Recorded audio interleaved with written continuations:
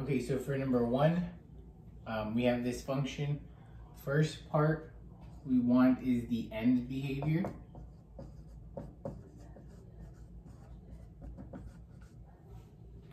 Okay, so we want to know what the left side of the graph does and what the right side of the graph does.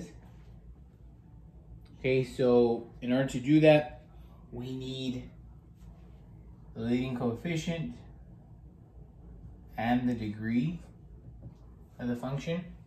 Okay, so first off, the degree, we get it from the largest exponent. Okay, so the degree here is 3. Okay, largest exponent. And the leading coefficient, we get it from that same term, so it's the number in the very front. That's 4 in this case. Okay, so with the end behavior, the leading coefficient is going to help us with the right side of the graph. Okay, since this is a positive leading coefficient, okay, it's a positive 4, then that tells me the right side of the graph is going to go up. If it had been negative, then this would have gone down. Okay, now for the left side of the graph, we're going to use the degree. So if the degree is odd, which it is in this case, okay, 3 is an odd number, then these are going to go in opposite direction. So since this one goes up, the other one must go down. Okay, now if it had been an even number, then they would have gone in the same direction. Okay, but again, since it's odd, they're going to go in opposite direction. So that's part A. For part B, we want the maximum number of turning points.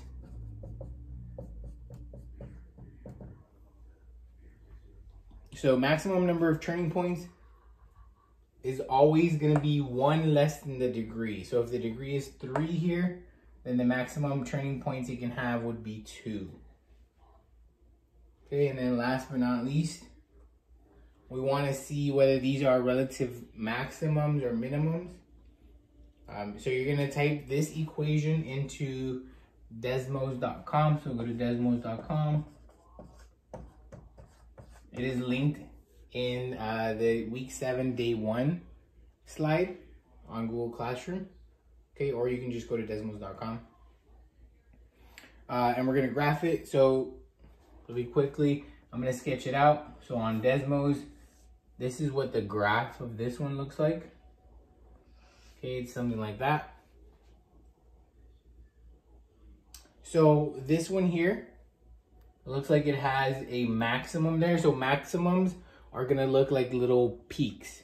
Okay, so maximums are always going to look like this.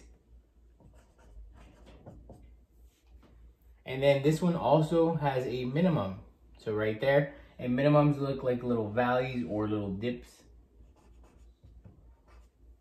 So this one has one of each.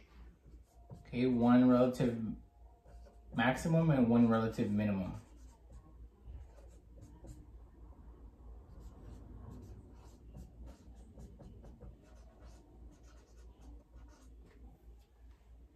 Right, and that is all 3 parts for number 1.